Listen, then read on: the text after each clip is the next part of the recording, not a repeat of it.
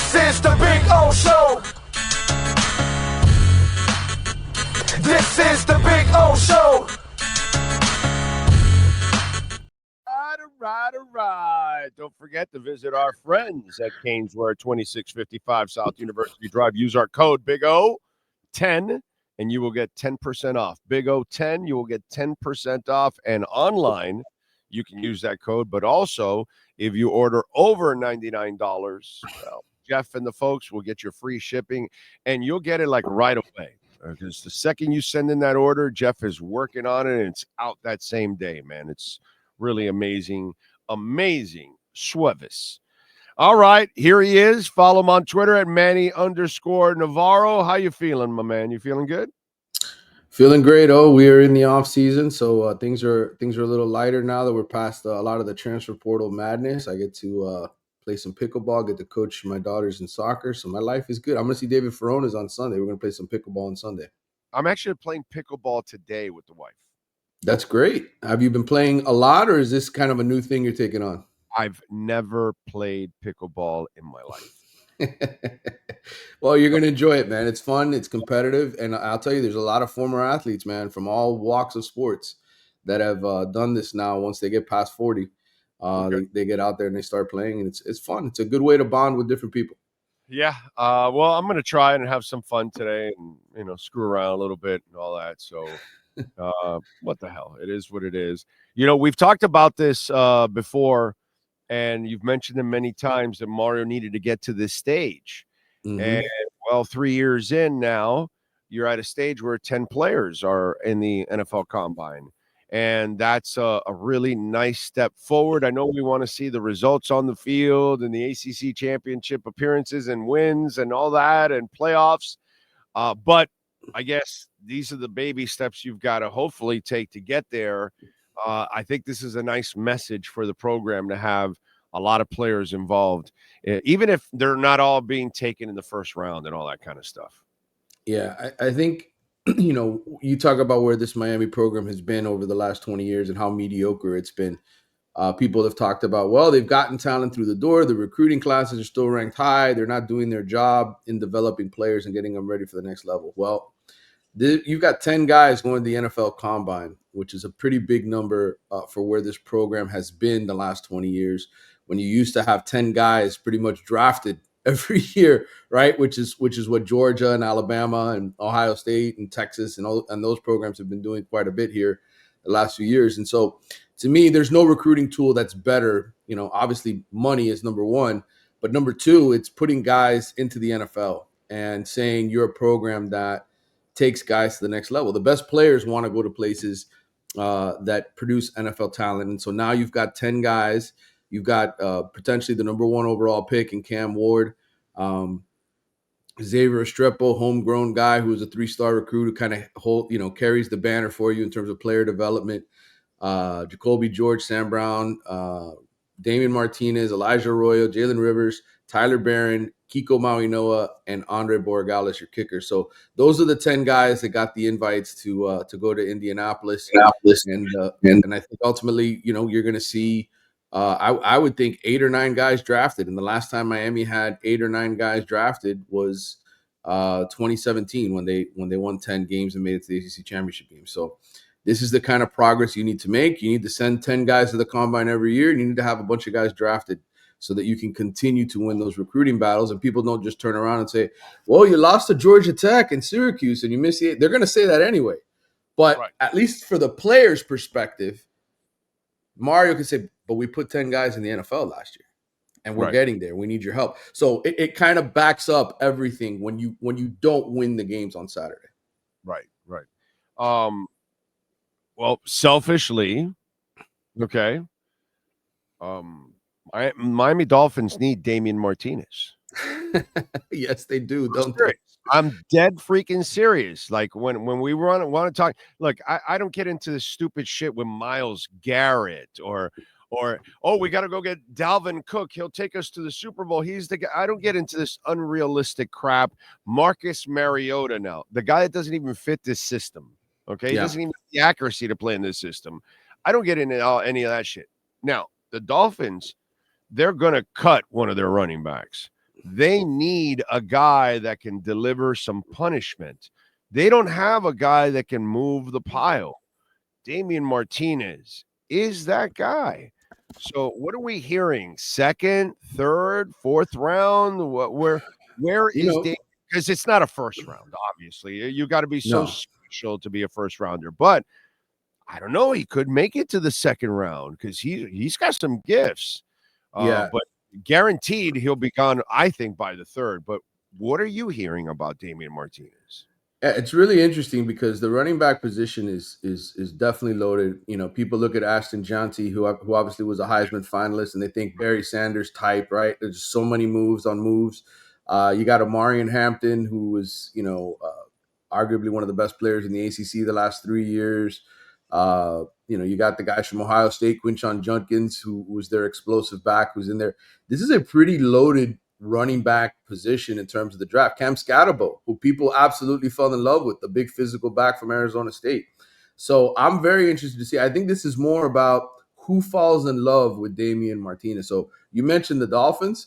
Hey, I think he could be there for the taking in the third round, fourth round, because there are so many good running backs in this class that you could get a really high value pick in I'm Damien with you. Martinez in the That third or third, fourth round.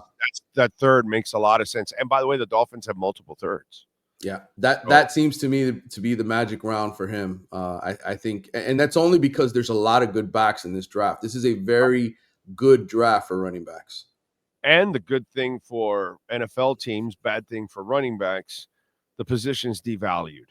So Mm-hmm. very few are reaching in the first round for a back.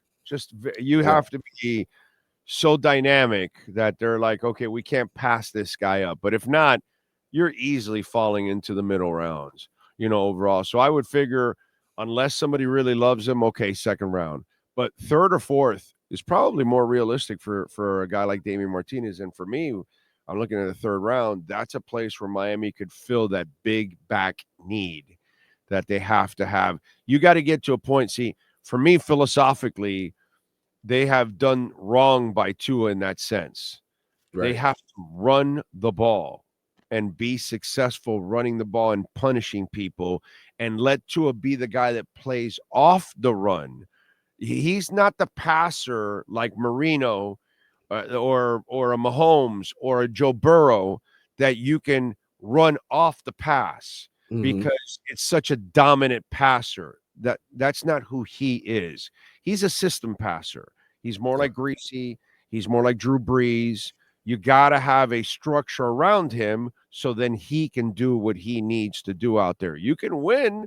You can Joe Montana, you can win, but you got to have the structure around him so he can go do what he wants.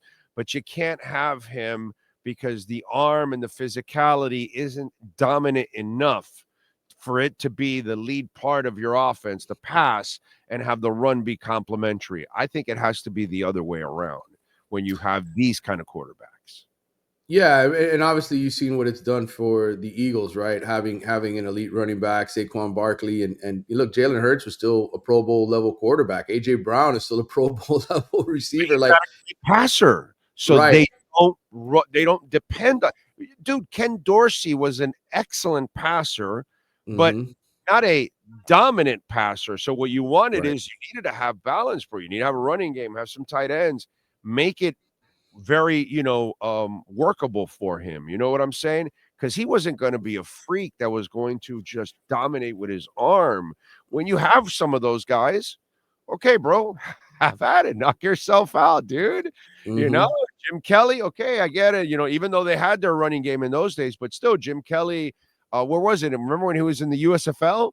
He Yep. was slinging it like 5,000 yards a season and stuff like. Okay, when you have those kind of guys, that's fine. But when you have the other kind of guy, you got to you need the Damian Martinez's of the world. You need the Jonnu Smiths. You got to have that part of the offense. I agree. And one guy I would say who I think has really helped his draft stock is Elijah Arroyo. You saw the way he performed in the postseason games, the All-Star games, and the practices. That's a guy who you talk about Jonnu Smith, right? Like Elijah Arroyo to me, when he's healthy, it has the potential to be a top 5, top 10 tight end in the NFL because he's such a dynamic playmaker. You go back to that Georgia Tech game when he caught that long touchdown pass and he just outran everybody to the end zone.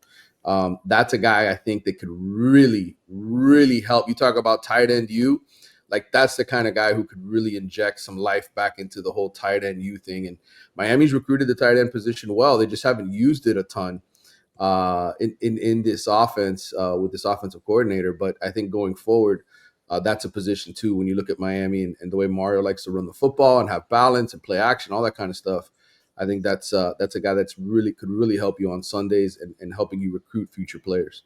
Yeah, I'm with you there. All right. Anything else on the program front that we see? Any changes, coaching, anything that we're hearing? Any rumblings? No, I mean we mentioned the cornerbacks coach hiring and guys that could potentially join the staff as assistants. Terry Jefferson was here before as a grad assistant. He's a guy who's coached at the high school level. I think he's going to come in and help out with the DBs in terms of like just other staffers. But again, I mentioned this to you, I think the last time you had me on Friday. These college staffs, it's no longer they used to be so limited, right? You could only have 10 assistant coaches. And, the analysts weren't allowed to be on the field and help. Now it's like an NFL staff. These things are growing leaps and bounds. So the rules have really lightened up. Before there was a lot of pressure. It was really important to hire not only guys that could recruit, their specific positions and had great relationships, but also had to be hell of a coach as well to develop players.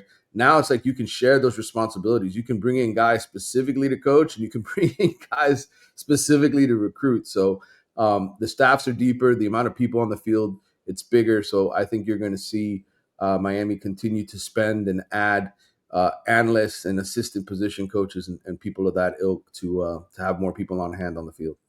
What is, and it's probably a better question for Friday, but just out of curiosity, do we know what the budget is for the NIL collective? Because just out of, everything that they spend and all sports, Yeah. I'm just wondering what is that? Is because they're private, so you probably never have any numbers.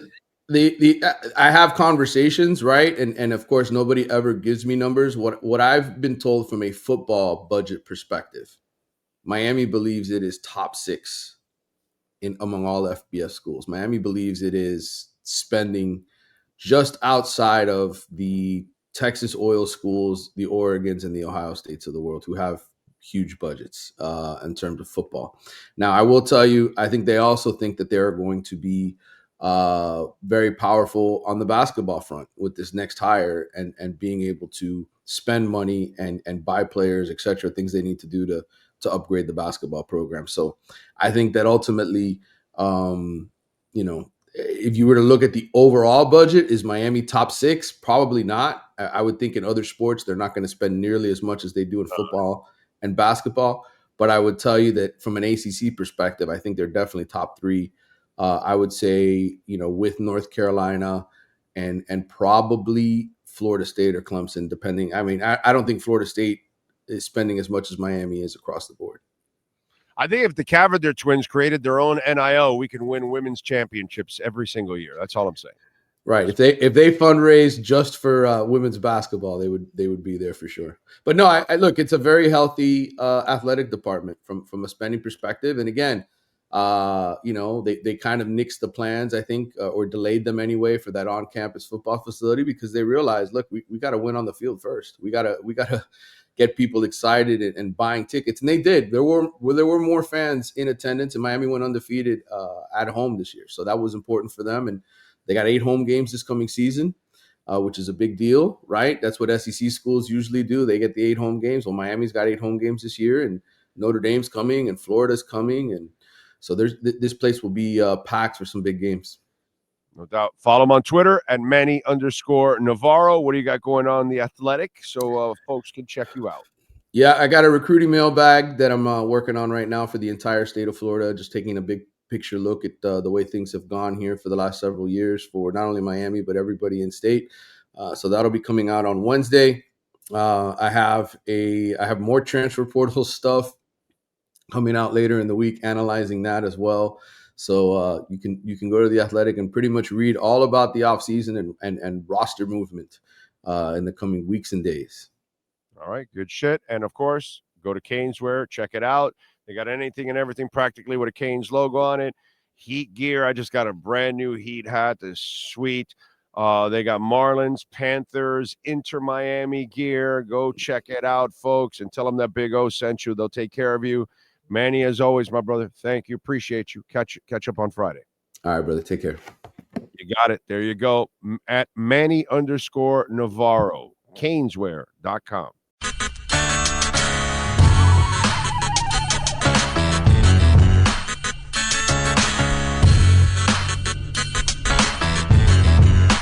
This is the Big O Show. This is the Big O Show.